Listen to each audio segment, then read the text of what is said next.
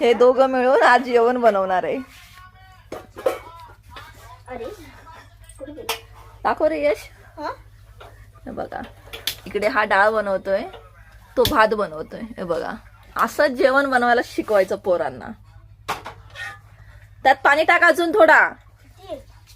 मध्ये 1 चमचा मीठ टाकायचा ना, 1 ग्लास. हा अजून त्यात पाणी टाक.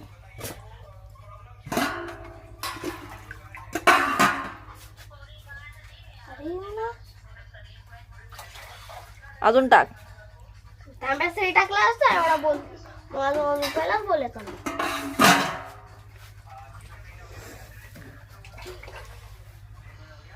काय टाकायचे?